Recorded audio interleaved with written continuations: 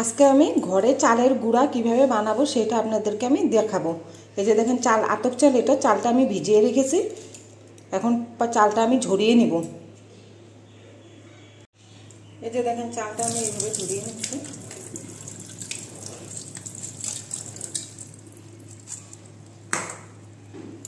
জলটা ঝরিয়ে নিব এটার মধ্যে। এই যে চালটা দেখেন জল ঝরিয়ে নিয়েছি। আমি এখন এই থালাটার মধ্যে একটু শুকানোর জন্য দিয়ে দিচ্ছি ছড়িয়ে। যে দেখেন শুকাবে চালটা, তারপরে আমি গুঁড়া করব। এই যে দেখেন চালগুলো শুকিয়ে গিয়েছে।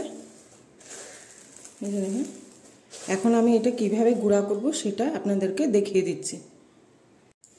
এই যে দেখেন মিক্সচার গ্রাইন্ডারে নিয়ে নিয়েছি। এখন আমি এটাকে গুঁড়া করে নেব। এই যে দেখেন মিক্সচার গ্রাইন্ডারে আমি গুঁড়া করে নিয়েছি। এই যে দেখেন গুঁড়াটা।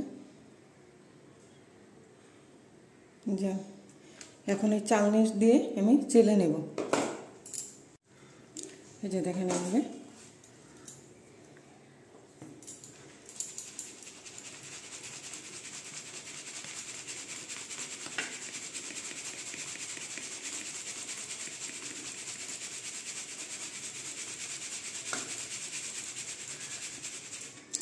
এই যে এগুলো যে থাকবে আরেকবার আমি মিক্সচার গ্রাইন্ডারে মিক্স করে নেব এগুলোকে। আর এই যে দেখেন কি সুন্দর মিহি হয়েছে। এই যে দেখেন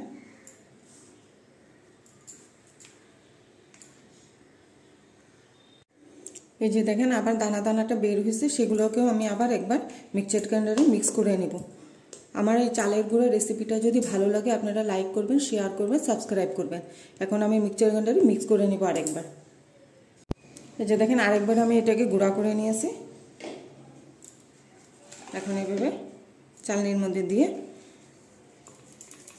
চেলে নেব সবগুলো।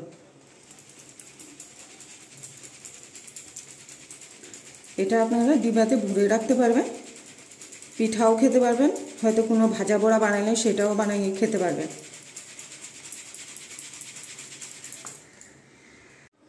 এই যে দেখেন আমাদের চালের গুঁড়া রেডি হয়ে গেছে।